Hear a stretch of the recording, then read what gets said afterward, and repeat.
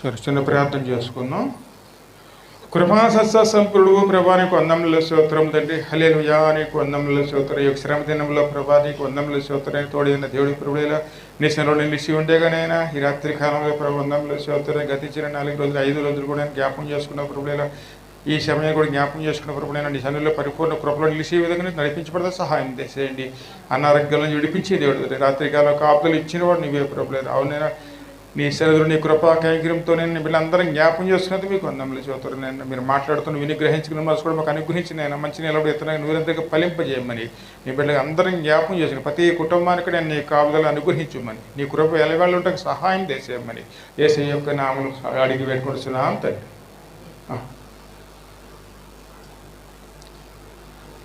ఈరోజు వాక్యం జ్ఞాపం చేసుకుందాం. విలాప వాక్యాలు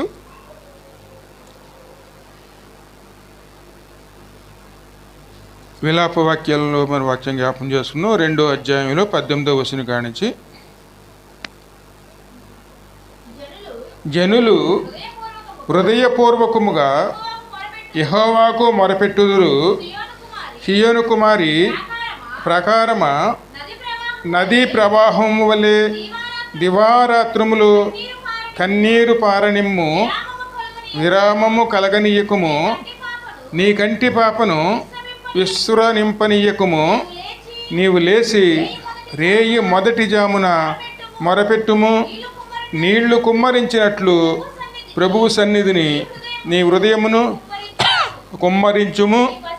నీ పసిపిల్లల ప్రాణము కొరకు నీ చేతులను ఆయన తట్టు ఎత్తుము.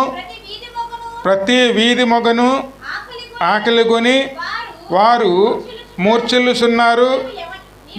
నీవు ఎవరిని ఎడల ఈ ప్రకారము చేసితివో యెహోవా దృష్టించి చూడుము.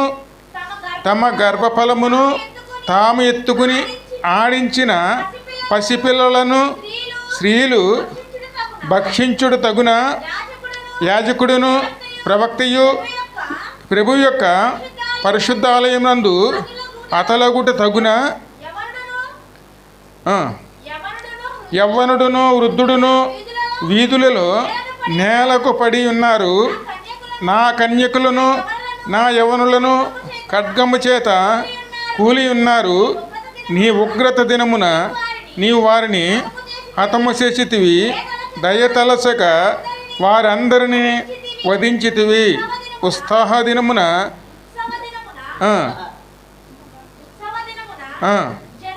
జనులు వచ్చినట్లుగా నలుదిశల నుండి నీవు నా మీదకి భయోస్త్వములను రప్పించితివి.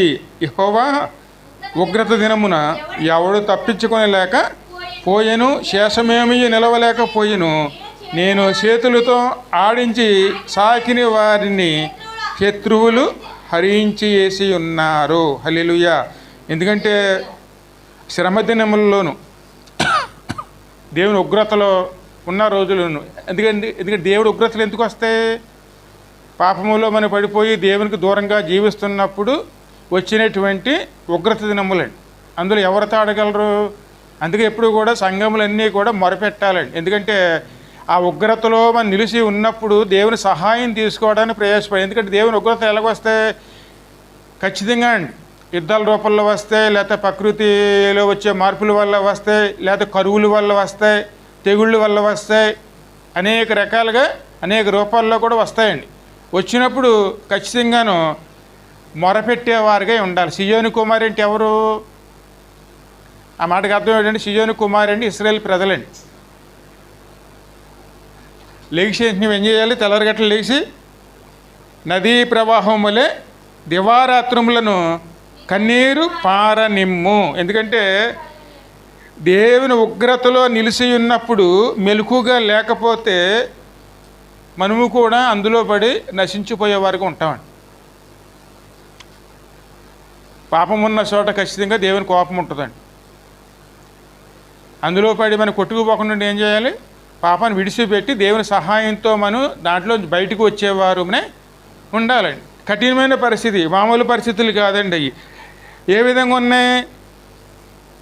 నీ పసిపిల్లల ప్రాణము కొరకు నీ చేతులను ఆయన తట్టు ఎత్తుము. ప్రతి వీధి మొగను ఆకలి కొని వారు మూర్ఛిల్లుచున్నారు. నీవు ఎవని ఎడల ఈ ప్రకారము చేసితువో యెహోవా దృష్టించి చూడుము. ఒకసారి వాళ్ళని వైపు చూడండి. ఎందుకంటే ఏ ఏ పరిస్థితిలో ఉన్నారు వారు? పాపము యొక్క ఫలితాలు అనుభవిస్తున్నారు.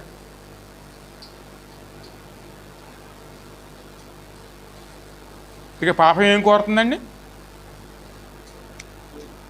పాపము మరణాన్ని కోరుతుందండి. ఆ ఫలితాలు అందరూ వారు అనుభవిస్తున్నారు. అటువంటి పరిస్థితుల్లో ఉన్నప్పుడు అక్కడ ఉన్నటువంటి అందరూ కూడా మొరపెట్టేవారుగా ఉంటున్నారు. అందుకే ఆ శామ్యూయలు ఇర్మీయా ప్రవక్త మాట్లాడుతున్నాడు అనమాట. ఇప్పుడున్న లెగిసి మొరపెట్టండి, తెల్లవారుజాముల లెగిసి మీ పిల్లల కోసం వారి కోసం మొరపెట్టండి, కన్నీటి ప్రార్థన చెయ్యాలండి. కన్నీటి ప్రార్థన ద్వారా మనం దేవుని ఉగ్రతలో నుంచి మనం తప్పించుకునే వారమే ఉండాలి. ఖచ్చితంగా దేవుని అడగాలి. కన్నీటి ప్రార్థన చేస్తే దేవుని సన్నిధిలో మొరపెట్టుకుంటే ఖచ్చితంగా ఆ మొర దేవుడు ఆలకిస్తాడేమో. ఎందుకంటే పిల్లలు కానీ పెద్దలు కానీ ఏ రీతిలో ఉన్నారు? వారి పరిపూర్ణమైనటువంటి దేవుని కృపలో ఉండవలసిన వారండి. ఎందుకంటే ఆ రోజు ఇశ్రాయేలు ప్రజలందరూ ఎవరి పిల్లలండి? అందరూ దేవుని పిల్లలే.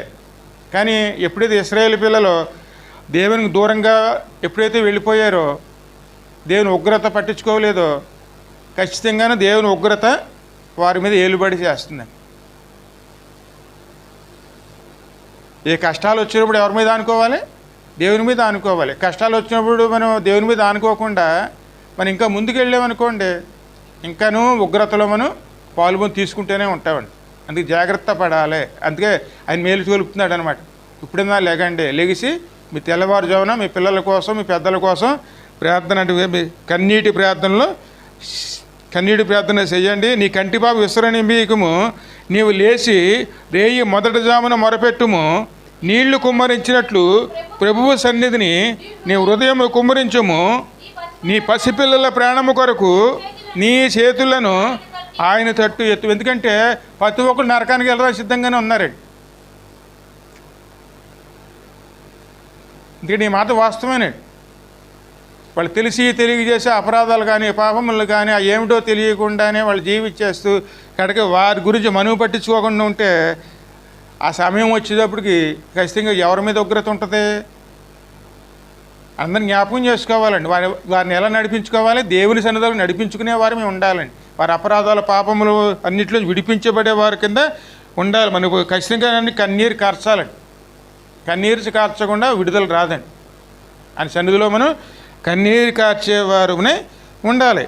మరి ఏ సందర్భంలో కన్నీరు కార్చాలంటే కీర్తన ఉంటుంది చూడమా, 62వ కీర్తన 8 నుంచి 12 వచనాలు.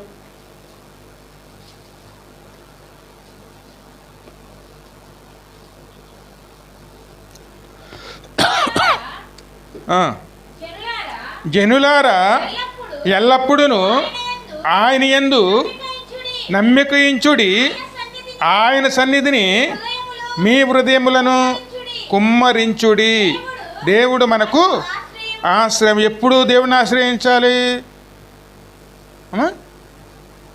కేవలం మన అవసరాలు వచ్చినప్పుడా? ఎల్లప్పుడూనే, ప్రతి నిమిషం కూడా, ప్రతి క్షణము కూడా దేవుని ఆశ్రయించి దేవుని కాపుదల్లో. ఎందుకంటే ఇశ్రాయేలుని కాసి కాపాడేవాడు కొనకడు నిద్రపోడండి. ఆయన మనలోనే ఉన్నారు, మనతోనే ఉంటారు. మనలో ఉన్న వారిని మనం పక్కన పెట్టి వేరే వీటి మీద దృష్టి ఉంచితే మరి దేవుని ఆశ్రయించకపోతే ఆయన మనకు క్షేమం ఎలాగుంటుంది? ఖచ్చితంగా మనకు ఆయన ఉగ్రతకు లోను కావాల్సి వస్తుందండి. ఆయనలో నిలవాలి, ఆయన ద్వారా నడుచుకోవాలి.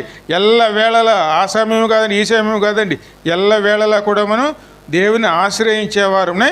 ఎల్లప్పుడూ ఆయన యందు నమ్మికయించుడి, ఆయన సన్నిధిని మీ హృదయములను కుమ్మరించుడి. దేవుడు మనకు ఆశ్రయము. అల్పులైన వారు ఒట్టి ఊపిరి అయి ఉన్నారు, గనులైన వారు మాయా స్వరూపులు. ఎందుకంటే మనం గనులమా లేకపోతే అల్పులమా? అల్పులైనా సరే దేవుని మీద ఆధారపడాలి, గనులైనా సరే దేవుని మీద ఆధారపడవలసిందేనండి. ఎందుకంటే అందరికన్నా సర్వశక్తిమంతుడు ఎవరు? దేవుడేనండి. ఎంతటి వారైనా సరే దేవుని మీద ఆశ్రయం పొందుకోవాల్సింది. అల్పులైన వారు వట్టి ఊపిరివే ఉన్నారు, గనులైన వారు మాయా స్వరూపులు. త్రాసులో వారందరూ తేలిపోతారండి. దేవుడు త్రాసు పెడితే అందులో మనం తేలిపోతామండి. ఎందుకంటే మన నీతి ఎటువంటిది?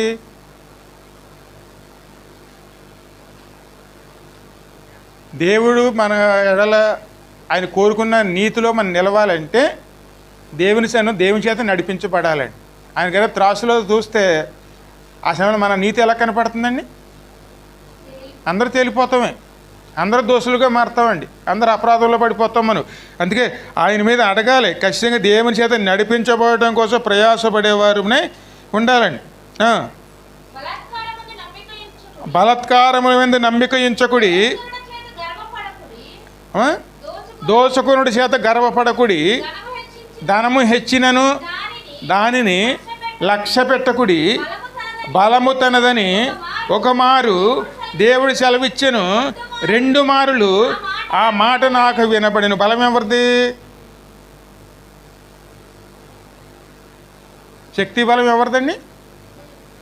అన్నీ దేవునిదే అండి.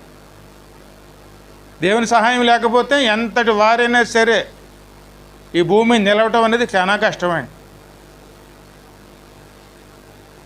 ఏ ఒక్క అవసరత కూడా దేవుని సహాయం లేకపోతే పొందుకోవటం అనేది చాలా కష్టం. ఎందుకంటే బలం ఎవరిది? బలము నాది అని ఒక మారు దేవుడు సెలవిచ్చెను, 2 మార్లు ఆ మాట నాకు వినబడెను, ప్రభువా మనుషులందరికీ వారి వారి క్రియల చొప్పున నీవే ప్రతిఫలమిచ్చుచున్నావు, కాగా కృప చూపుటయు నీదే. ఎందుకంటే మనం చేసే ప్రతి పనికి ప్రతిఫలం అనేది దేవుడు ఇస్తాడండి. మంచి క్రియ చేస్తే మంచి ఫలాలు వస్తాయి, దేని వ్యతిరేకమైన క్రియలు చేస్తే అలాగే మనకి వ్యతిరేకమైన ఫలాలు వస్తాయండి. ఆ విషయాలు మనం మోసపోకూడదు. ఎందుకంటే మనం వేసిన విత్తనాన్ని బట్టే అసలు ఫలాలు ఉంటాయండి.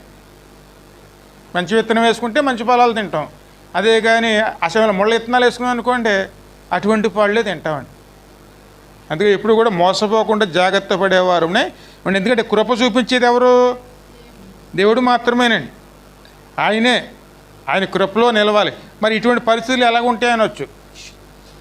అటువంటి పరిస్థితులు ఎంత దారుణంగా ఉంటాయంటే మాటిందా మీరు చదివారు కదండి,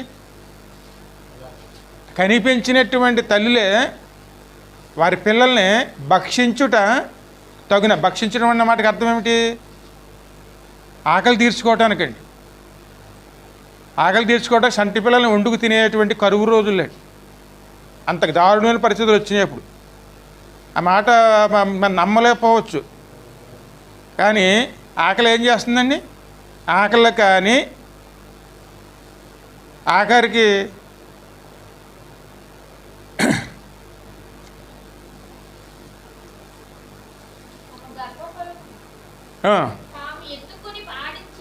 తమ గర్భఫలమును తాము ఎత్తుకుని ఆడించిన పసిపిల్లలను స్త్రీలు భక్షించుట తగున.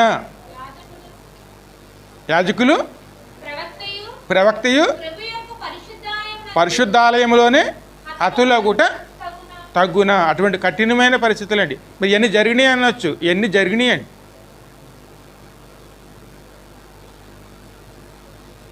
అటువంటి పరిస్థితులు వెళ్ళిపోతున్నారు మీరు. అటువంటి పరిస్థితులు మనం చూసాం, వెనక ముందు చూసామని చెప్పి ఇర్మియా ప్రవక్త వాళ్ళు హెచ్చరిస్తున్నారండి. ఇవన్నీ జరుగుతున్నాయి, మనలోనే జరిగినాయి. అవి ఎప్పుడు జరిగినాయి అంటే, ఆ మాటలు మీరు చదవాలంటే 2వ రాజుల గ్రంథంలో చూడండి 6:28.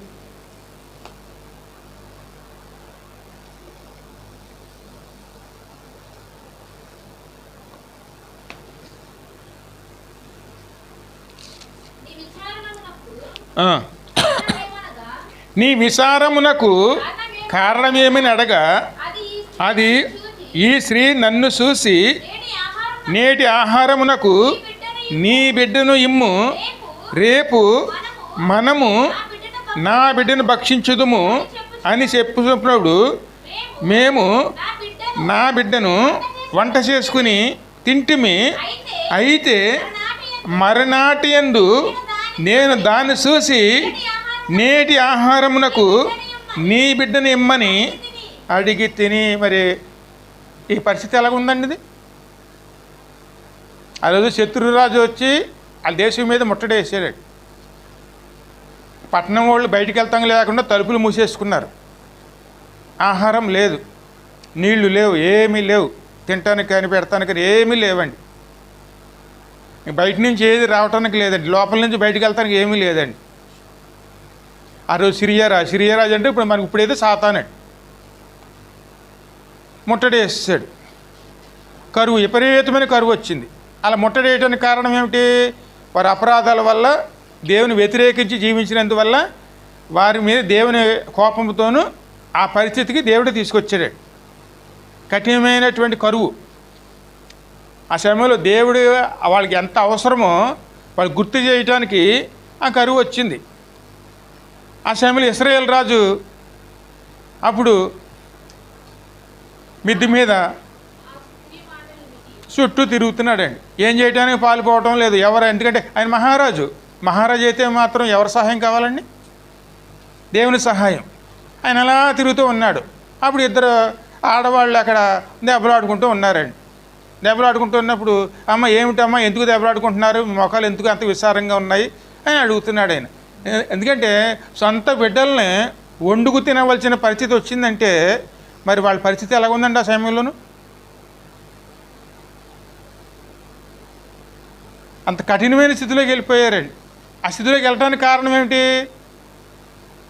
తమ బయటికి రప్పించినటువంటి దేవుణ్ణి మర్చిపోయి తమ సొంత విధానాలతో జీవించడం ఎప్పుడైతే మొదలుపెట్టారో, దేవుణ్ణి ఎన్నిసార్లు హెచ్చరించినా సరే, ఆ సమయంలో ఎలీషా ప్రవక్త కూడా ఉన్నాడు. ఎన్నిసార్లు హెచ్చరించినా సరే, ఎన్నిసార్లు చేసినా సరే వాళ్ళు దేవుడిని వెంబడించలేకపోయారు. వాళ్ళు ఆ సమయంలోనే కఠినమైన పరిస్థితి. అయిన పరిస్థితుల్లోనూ ఆయన అడిగేటప్పటికి ఆమె అంటుందన్నమాట, అయ్యా మరి మాకు ఆకలి తీర్చుకోవడానికి మాలో మేమే చిన్న ఒప్పందం చేసుకున్నాము. ఈరోజు మా పిల్లని ఇస్తే రేపు పొద్దున మీ పిల్లని ఇవ్వాలి. అలాగా ఒక రోజు ఒకరి ద్వారా, ఒక్కో రోజు ఇంకొకరి ద్వారా అలా ఆకలి తీర్చుకుందామని చెప్పి మేము అనుకున్నాము. అనుకున్న ప్రకారంగా మా సంటి పిల్లల్ని ఇచ్చాము. అయిపోయింది, రోజు అయిపోయింది. ఇవాళ రెండో రోజు వచ్చింది. కానీ మేము అడిగితే ముఖం చాటేస్తుంది. మీరే న్యాయం చెప్పాలి. ఆయన ఏమి న్యాయం చెప్తాడు? అసలు తన పిల్లల్ని పోషించవలసిన బాధ్యత రాజుదే. కానీ ఆయన చేతులు ఎత్తేసాడండి. ఇంకా ముంచదు.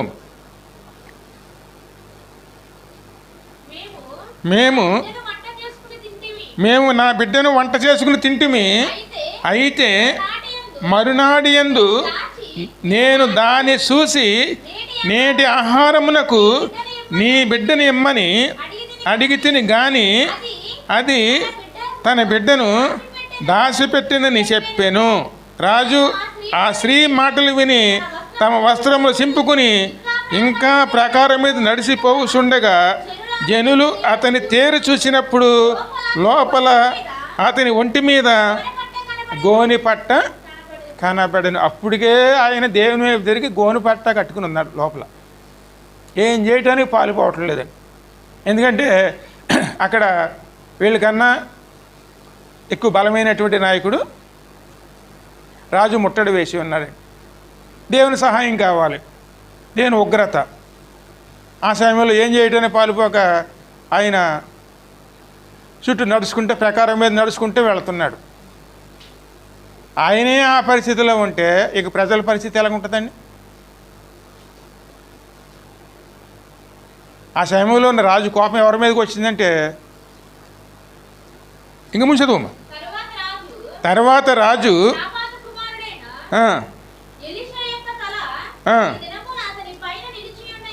రాజు షాపాతు కుమారుడైన ఎలీషా యొక్క తల ఈ దినమున అతని పైన నిలిచి ఉన్న యెడల దేవుడు నాకు గొప్ప అపాయము కలగజేయునుగాక అనేను. ఎందుకంటే దేవుని యొక్క యాజకుడు, మంచి ప్రవక్త ఆ దేశంలో ఉన్నాడు. ఆయన ఉండగా మనకి కరువు ఏమిటి? ఆయన దేవుని ప్రార్థన చేయలేదని, కడకే ఆయన సహాయం చేయలేదని ఆ కోపం అంతా ఎవరి మీదకి వెళ్ళిందండి? ఆయన మీదకి వెళ్ళి ఆయన కనుక శిరచ్ఛేదం చేయకుండా ఉంటే దేవుడే నాకు గొప్ప అపాయం తెచ్చింది కాక అని చెప్పి ఆయన ప్రతిజ్ఞ చేశాడు. చదువమ్మా. అయితే ఎలీషా తన ఇంట కూర్చుని ఉండగా పెద్దలను అతనితో కూడా కూర్చుండి ఉన్నప్పుడు రాజు ఒక మనిషిని పంపిన. ఎందుకంటే ఎలీషాని తీసుకురామని చెప్పి రాజు పంపించాడు. ఆ పంపబడిన వాడు ఎలీషా దగ్గర రాకమునిపే అతడు ఆ పెద్దలను చూసి, ఈ నరహంతకుని కుమారుడు నా తలని కొట్టివేయాలని వాకని పంపి ఉన్నాడు. చూడండి, రాజు మాట సెలవు ఇచ్చాడు. ఎలీషా ప్రవక్త తన ఇంట్లో ఉన్నాడు. అక్కడ పెద్దలు వచ్చి కూర్చున్నారు. ఆయన మాట్లాడిన మాట ఎవరికి తెలిసిందండి? అక్కడికక్కడ చాలా దూరం. అంత గొప్ప ప్రవక్త అండి ఆయన. ఆయన నోటంటే మాట వచ్చిందంటే ఖచ్చితంగా జరిగి తీరుతుందండి. అటువంటి బలమైన శక్తిగలటువంటి ప్రవక్త ఉన్నప్పుడు ఈ కరువు రావటం ఏమిటి? ప్రవక్త బలమైన వాడే, ఎందుకంటే యేసయ్య కూడా బలమైన దేవుడే. మన మనసు తిన్నంగా లేకపోతే ఇంక మనకి రక్షణ ఎక్కడి నుంచి వస్తుందండి?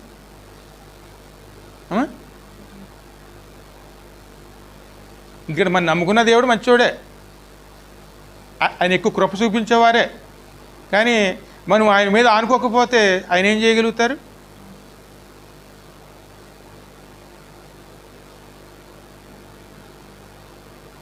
ఈ విషయాలు ఆయన తెలిసినాయి. వెంటనే అక్కడున్న పెద్దలతో అంటున్నాడు అన్నమాట, ఆ నరాంతకుడు తన కుమారుని పంపించి, అంటే అది పనిచేసేవాడిని పంపించి నా తెల తెగ్గొడతాడంట. మీకు తెలిసినదా? మీరు కనిపెట్టి ఉండి ఆ దూత రాగా వాడి లోపలికి రాకుండా తలుపులతో వానిని వెలుపలికి తోసి తలుపులు మూసివేయుడి, వాని యాచనను వాని యజమాని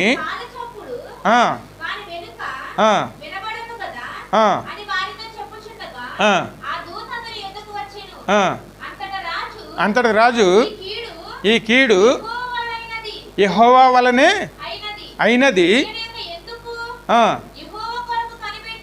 నేను ఇంకా ఎందుకు యెహోవా కొరకు కనిపెట్టి ఉండవలేదు. ఎందుకంటే రాజు కూడా అసమర్థుడేనండి. ఆ బలం ఉండొచ్చు, దేవుని సహాయం లేకపోతే. ఆ సమయంలో స్త్రీలు అడిగినప్పుడు ఆయన మాట అన్నాడండి, అయ్యా మీరే నాకు న్యాయం చేయాలని. యెహోవా సెలవు ఇవ్వకపోతే నేను ఎక్కడ ఏమి చేయగలను? నేను సహాయం చేయాలంటే, ఎందుకంటే మన కళ్ళల్లో ఉన్నటువంటి ధాన్యం ఇవ్వాలన్నా, ఇంట్లో ఉన్నటువంటి ఆహారం ఇవ్వాలన్నా దేవుడు అక్కడ సమకూర్చకపోతే నేను ఎక్కడి నుంచి ఇవ్వగలను? ఆ మాట రాజే అంటున్నాడు.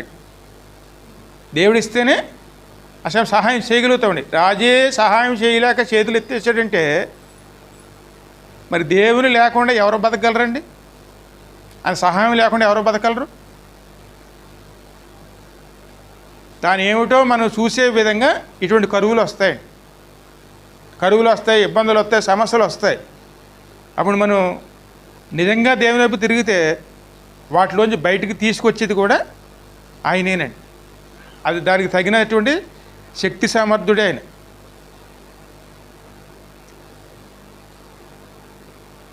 దేవచందులో ప్రార్థించడం మానేసి ఆ సమయంలో సేవకుడి మీద అది తిరుగుబాటు చేయడానికి వస్తున్నాడండి.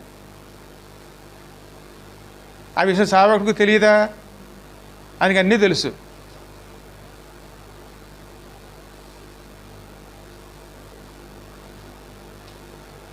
ఇంకా ముచ్చదం.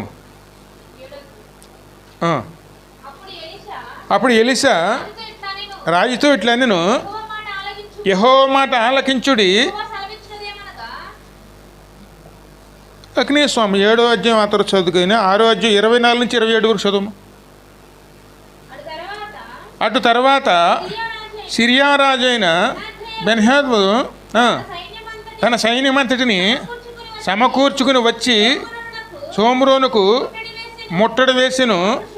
అప్పుడు సోమ్రోన్లో గొప్ప క్షేమము కలిగి ఉండగా గాడిద యొక్క తల, ఇంతగా ఆ రోజుల్లో ఈ రోజుల్లో గాడిద తల తింటారండి? ఆ రోజుల్లో గాడిద యొక్క తల 80 రూపాయలును, పావురపు రెట్ట. అంటే పావురపు రెట్ట అంటే ఏమిటి?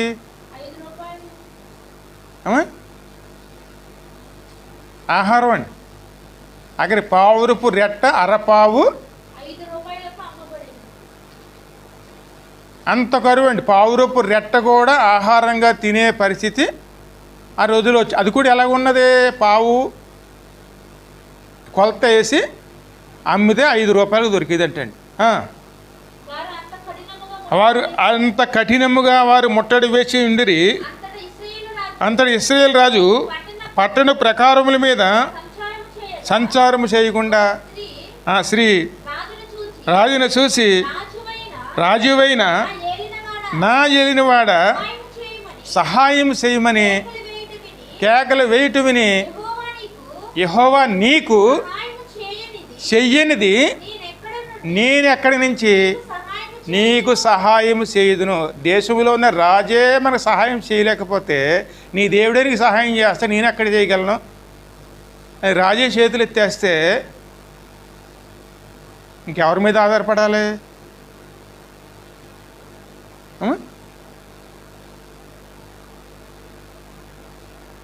మనం అప్పుడు ఇప్పుడు కాదండి, ప్రతి సమయంలో కూడాను దేవుని సన్నిధిలో మొరపెట్టే వారికి ఉండాలి. ఎందుకంటే అప్పుడు పరిస్థితి ఇప్పుడు పరిస్థితి ఒకటేనండి. పిల్లలు తమ పిల్లల భవిష్యత్తును తామే పాడు చేసినటువంటి స్థితులు కూడా, సంఘటనలు కూడా జరుగుతూనే ఉంటున్నాయి ఈ రోజుల్లో. ఆ కారణాలు ఏమన్నా వచ్చి పరువు హత్యలు అంటారు చూడండి. ఈరోజు తీర్పు వచ్చింది చూసారా?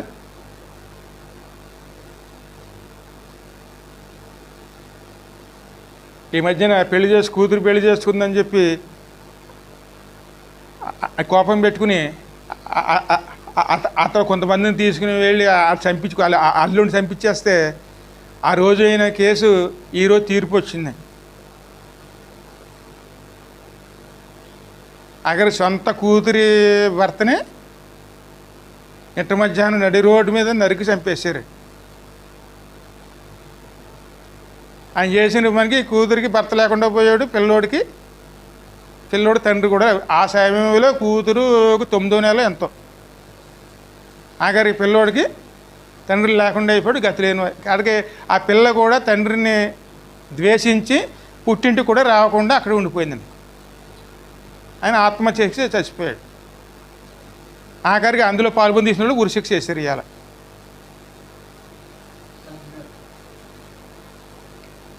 కానీ ఏ స్థితిలో ఉంటున్నారు జనాలు ఇప్పుడు?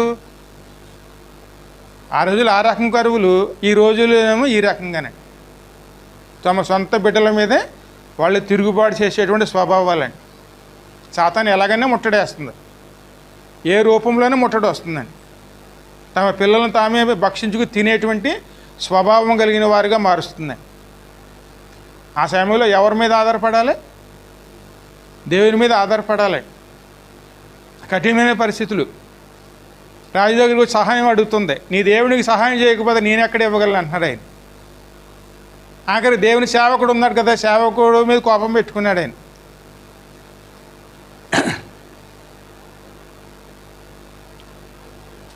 ఇంకా ముందు 7వ అధ్యాయంలో చదువు. అప్పుడు యెహోవా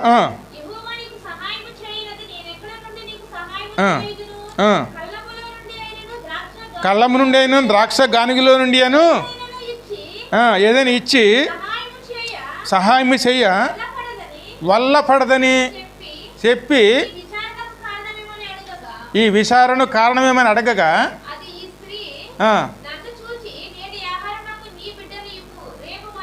అన్నీ జరిగిందండి. మరి ఇంత కఠినం ఎందుకు అయింది? వాళ్ళు దేవుని ఆనుకోలేదు. ఆ సమయంలో దేవుని పూర్తిగా దూరం పెట్టేశారు. పెట్టేటప్పటికి ఆఖరికి ఆ కరువు దేవుడే రప్పించాడు. పెద్ద శోధన వచ్చింది. ఆ శోధనలు ఎంత కఠినమైన ముట్టడి అంటే, సాతాను ఒకసారి ముట్టడేస్తే తప్పించుకోలేని పరిస్థితులు వస్తాయి. ఖచ్చితంగా దేవుని సహాయం తీసుకోవాల్సిందే. దేవుని సహాయం లేకపోతే అందులో బయటపడతాం అనేది అసాధ్యమైంది.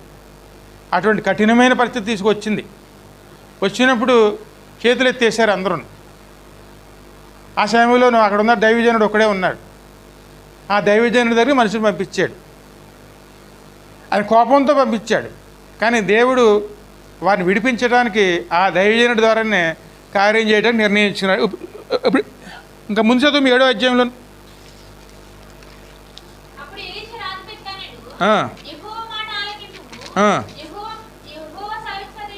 యెహోవా సెలవిచ్చినదేమనగా, రేపు ఈ వేళకు షోమ్రోను ద్వారమునందు రూపాయి ఒకింటికి ఒక మానికను సన్నని పిండియు, రూపాయి ఒకింటికి 2 మానికల యావలను అమ్మబడును.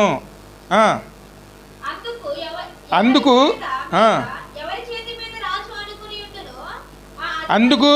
ఎవరి చేతి మీద అయితే రాజు ఆనుకుని ఉండినో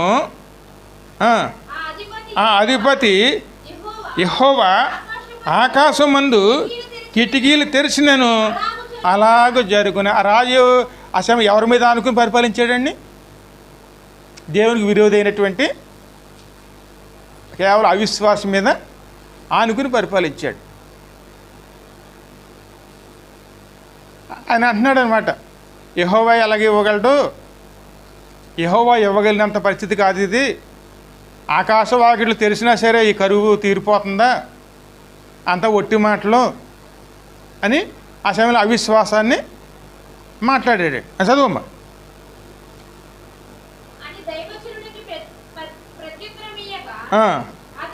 అని దైవజనునికి ప్రత్యుత్తరం ఇవ్వగా అతడు, నీవు కన్నులారా చూచెదువు కానీ దానిని తినకుందువని అతనితో చెప్పి. ఎప్పుడైతే అవిశ్వాసంగా ఎప్పుడైతే దైవజనుడికి వ్యతిరేకంగా చెప్పాడో, దేవుడి కార్యం చేస్తాడు, కానీ దేవుని కార్యానికి వ్యతిరేకంగా మనం మాట్లాడితే అది అనుభవించేట యోగ్యత కూడా మనకు ఉండదండి.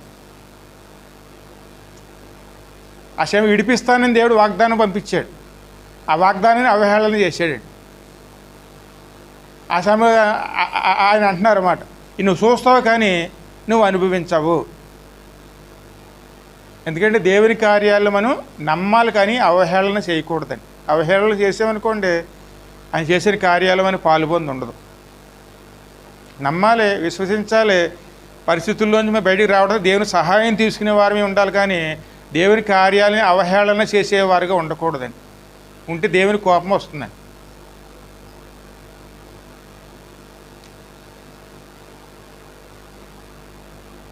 ఇంకా ముంచదు. అప్పుడు పట్టణం గుమ్మమునొద్ద నలుగురు, ఎందుకంటే దేవుని కార్యం చూడండి, అప్పుడు పట్టణం గుమ్మమునొద్ద 4 కుష్ఠరోగులు ఉన్నారు. ఎందుకంటే కుష్ఠరోగులు పట్టణములో నివసించడానికి ఏమాత్రం అర్హులు కాదండి. ఇంకా వాళ్ళు బయటే నివసించాలి. ఆ పట్టణంలో 4 కుష్ఠరోగులు ఉన్నారు. ఆ 4 ఎక్కడున్నారు? ఆ 4 బయట ఉన్నారండి, బయట కూర్చుని ఉన్నారు. వారు ఒకరినొకరు చూసి, మనము చచ్చిపోవు వరకు ఇచ్చడి ఎందుకు కూర్చోవాలి? ఎందుకంటే వాళ్ళు ఆకలితో చచ్చిపోయేలాగా ఉన్నారండి. వాళ్ళు అనుకుంటున్నారంట, మనం ఎందుకు కూర్చోవాలి ఇక్కడ? ఎలాగ చచ్చిపోతాం, ఎలాగ మన ఒంట్లో కుష్ఠరోగం ఉన్నది, ఎలాగ చచ్చిపోతాం, ఆకలితో చచ్చిపోతాం, ఇక్కడే ఎందుకు కూర్చోవాలి మనం? చదువమ్మా.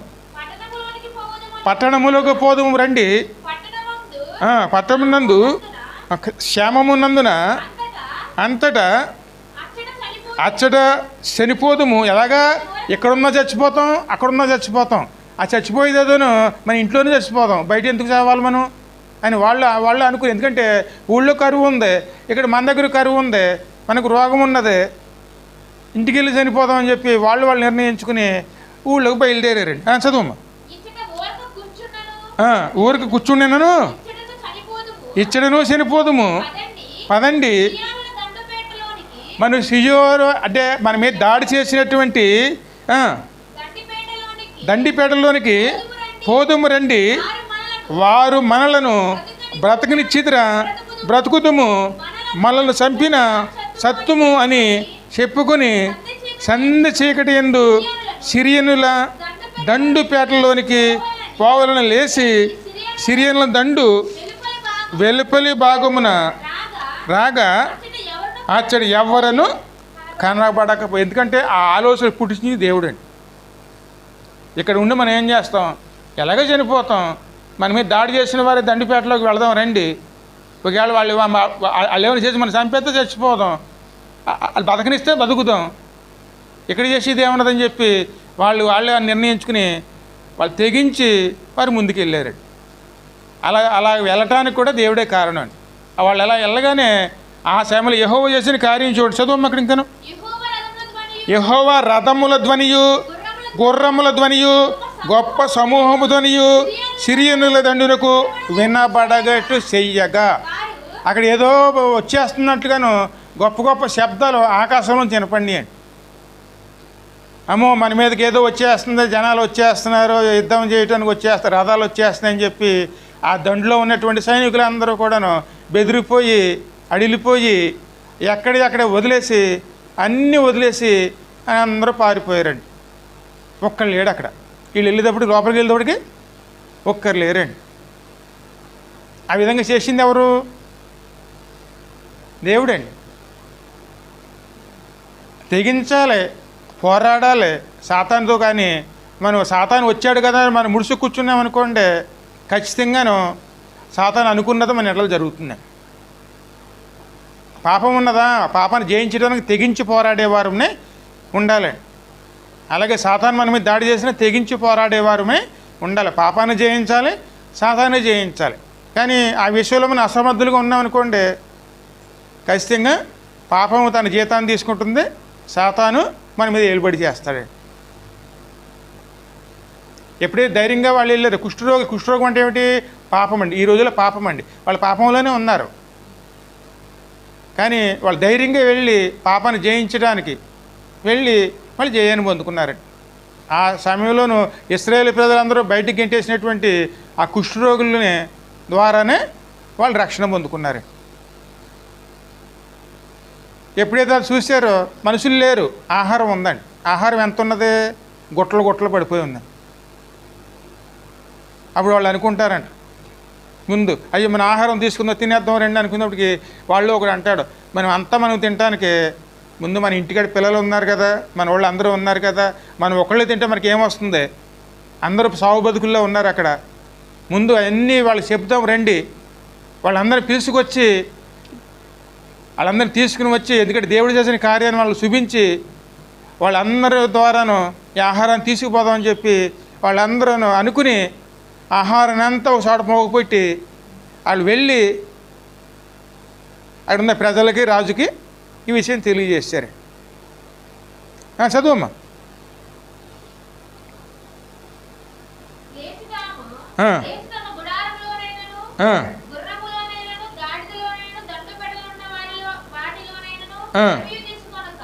ఏమీ తీసుకోకుండాను అన్నీ వదిలిపెట్టేశారండి. వాళ్ళు తెచ్చుకునేటువంటి ఆహారం కానీ, వస్త్రాలు కానీ, గాడిదలు కానీ, గుర్రాలు కానీ అన్నీ వదిలేసి పారిపోయారు వాళ్ళు. కానీ ఆ సమయంలోనూ కుష్ఠరోగులు చూసి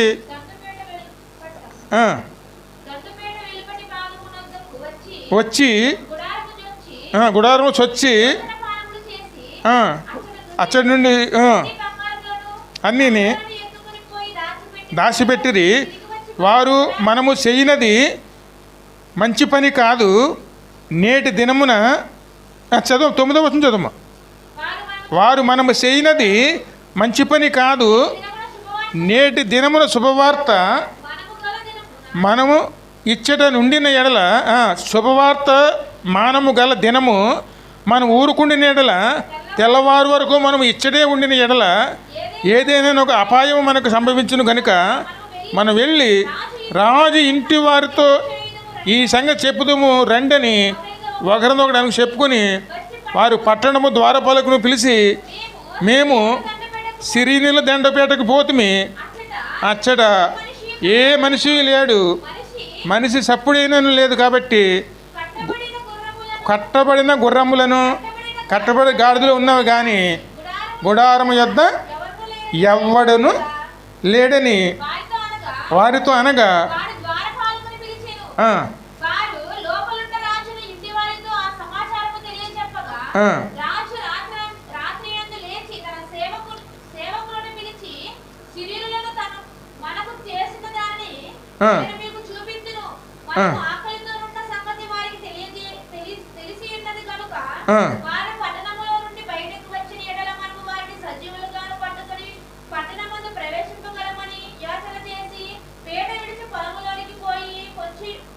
కొంచెం ఉన్నారేమో అనుకుని ఇంకా ముందు 16 నుంచి చదువు. జనులు బయలుదేరి మొత్తం ప్రజలందరూ వెళ్ళిపోయి అన్ని దోచుకుని తెచ్చేసారు. కాబట్టి యెహోవా మాట చొప్పున రూపాయి ఒక్కింటికి ఒక మానిక సన్నని పిండియు 2 మానికలు యావలను అమ్మబడెను. ఎవని చేతి మీద రాజుకొని ఆనుకొని ఉండెనో ఆ అధిపతి ఆ ద్వారమునొద్ద నిలబడగా నిర్ణయించగా రాజు దైవజను యొద్దకు వచ్చినప్పుడు ఆ దైవజనుడు అతనితో చెప్పిన ప్రకారము ద్వారబంధము జనుల తొక్కుడు చేత అతడు మరణమాయెను. ఎందుకంటే ఇది జరుగుతుందా అని ఎవరైతే అనుమానపడి, అంటే రాజు ఎవరి మీద అనుకున్నాడండి? కేవలం ఒక అవిశ్వాసం మీద. ఆయన అంటున్నాడు, యెహోవా ఈ గొప్ప కార్యం చేయగలడా? అది అసాధ్యం. ఇంత గొప్ప కరువులోనూ మనల్ని ఎవడు రక్షించగలడు? ఆకాశ వాకిళ్ళు తెరిస్తే మాత్రం అందరికి ఆహారం ఇవ్వగలడా? అంత సమర్థుడా అని చెప్పి ఇష్టానుసారంగా మాట్లాడాడు. అలా మాట్లాడేటోడు ఆ సమయం దైవజనుడు ఏమన్నాడు? నువ్వు చూస్తావు కానీ నువ్వు అనుభవించలేవన్నాడు. ఈ కార్యం అయినప్పుడు ఆ సమయంలో జనులందరూ కూడాను పరిగెట్టుకొచ్చేసారు. పెద్ద తొక్కిసలాట అయిపోయిందని. ఆ తొక్కిసలాటలోనూ ఈ అధికారిని అందరు కలిసి కింద పడేసి తొక్కేశారు. అందరూ తొక్కేటప్పటికి ఆయన అక్కడే ప్రాణం విడిచిపెట్టేసాడు. దేవుడు సేవకుని చెప్పిన విధంగానే చూస్తావు కానీ నువ్వు ఆహారం భుజించలేవు. ఇంక దేవుడు చేసిన కార్యమును ఎప్పుడైతే అవిశ్వాసంతో అవహేళన చేస్తామో దేవుడు చేసిన కార్యాల్లో మనం పాల్పొంది ఉండదండి. ఎప్పుడు కూడా విశ్వాసంతో దేవుని వెంబడించేవారునే ఉండాలి. ఎంత గొప్ప కరువు, పిల్లలను వండుకు తినేటువంటి గొప్ప కరువు అండి. ఆ కరువులోనూ ఆహారం ఎక్కడి నుంచి వచ్చిందండి? ఆ సమయం దేవుడు ఇస్తే వచ్చిందా, లేకపోతే వాళ్ళు సంపాదించుకుంటూ వచ్చిందా? ఆ రాజు దగ్గర ఉన్నటువంటి ఆ అధికారి అవిశ్వాసం కలిగి ఉండి ఇష్టానుసారంగా మాట్లాడాడు. ఆయన ఏమో ఒక మెతుకన్నా తినగలిగాడా? దేవుని సెలవు లేకపోతే ఆహారం తినటం కాదండి, బ్రతికి ఉండటం కూడా అసాధ్యమేనే. ఆ సమయంలో ద్వారం దగ్గర నిలిచి ఉన్నాడండి. ఈ ప్రజలందరూ పరిటికి వచ్చారు. ఆహారం దొరికిందప్పుడు వచ్చేటప్పటికి వాళ్ళు వచ్చి తొక్కిసలాట్లను ఆయన కింద పడేసి తొక్కేశారు. తొక్కేటప్పుడు అక్కడ చనిపోయాడు. ఆ సమయం దేవి సేవకుడు చెప్పిన మాట వెంటనే జరిగింది. అందరికీ రూపాయికి షేరు 2 షేర్ల కింద ఆహారం అంతాను మొత్తం అందరికీ పనిచేశారు. అంత మునుపు ఒక గాడి తల ఎంతండి? ఏమైంది? 80 రూపాయలు. ఆఖరికి ఎవరు ముట్టుకుని అసహించుకునేటువంటి పావురపు రెట్ట, అది కూడా కొలిస్తే ఆ రెట్ట తిన్నారండి. పావు షేరు రెట్ట కూడా 5 రూపాయలు కొనుక్కుని అసలు తిన్నారంటండి. అంత గొప్ప కరువులోంచి ఊరి నిండా ఆహారం వచ్చి, పట్టణం నిండా ఆహారం వచ్చే విధంగా దేవుడు చేసాడండి. కరువు ఎంత పెద్దదని అవ్వచ్చు, అది దేవునికి అసాధ్యం కాదండి. పరిస్థితులు నిమిషంలోనే మార్చేవేయగలడం. మనం ఆనుకున్న దాన్ని బట్టే ఉంటుందండి. అందుకే ఎప్పుడు కూడా దేవుని మీద ఆనుకున్నాం అనుకోండి. అందుకే రేయి మొదటి జామునే నీ లేచి నీ పిల్లల కోసం నీవు కన్నీరు ఏరులే పారుము. మనం అశ్రద్ధ చేసుకుంటే మనం ఎటువంటి కరువులోకి వెళ్ళవలసి వస్తుంది? ఆ మాటలన్నీ కూడా అంతగా మన ఆత్మీయ జీవితానికి సంబంధించినవి అండి. అందుకని దారుణమైన ముట్టడిలో వేస్తాడు. కరువులు వస్తాయి, తప్పించుకునే పరిస్థితులు వస్తాయి. ఆ పరిస్థితుల్లో మనం బయటపడాలంటే ప్రార్థన అండి. ఖచ్చితంగా దేవుడిని అడగాలి, సహాయం చేయమని. అందుకే అవిశ్వాసం మాటలు కానీ అవిశ్వాస క్రియలు కానీ మనలో కనపడితే దేవుని ఖచ్చితంగా అవహేళనలు చేసిన వారు అవుతామండి. దేవుడి కార్యాల్లో మనకి ఏమాత్రం పాలుపొంది ఉండదండి. అందుకే మనలో ఉన్నవాడు ఎవరండి? లోకాన్ని జయించినవాడు. ఆయనకు అసాధ్యమైంది ఏది కూడా లేదు. రాజా అన్నాడు, యెహోవా ఇవ్వని ఎడల నేను ఎక్కడి నుంచి ఇవ్వగలను? యెహోవా ఇస్తేనే నేను ఇవ్వగలను. అందుకే బలాఢ్యులుగా మీద ఆధారపడకూడదండి. బలము గల వాళ్ళ మీద ఆధారపడదు, ధనం మీద ఆధారపడకూడదు. దేవుని మీద ఆధారపడేవారునే ఉండాలి. దేవుని మీద ఆధారపడితేనే మనం ఈ లోకంలో బతకగలమండి. మాట చదివారు కదా ముందు మీరు.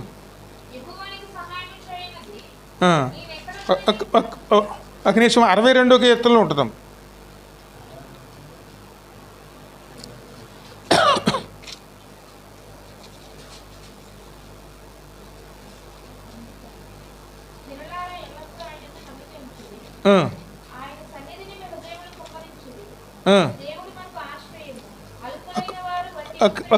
ఒక నిమిషం 11వ వచనం చదువు.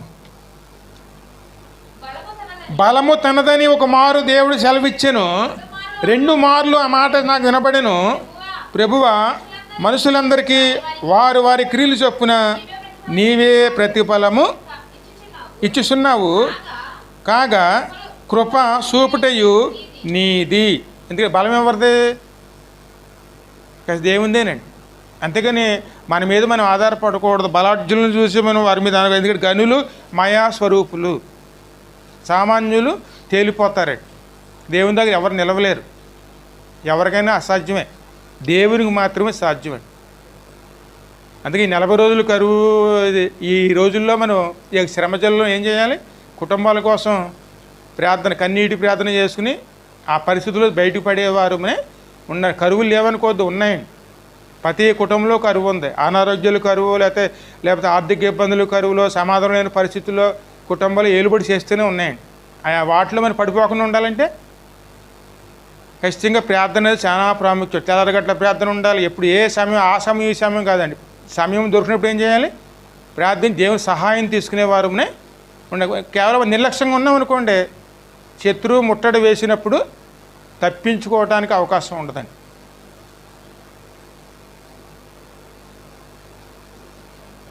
ఇంకా మన శత్రువు ఎక్కడున్నాడు?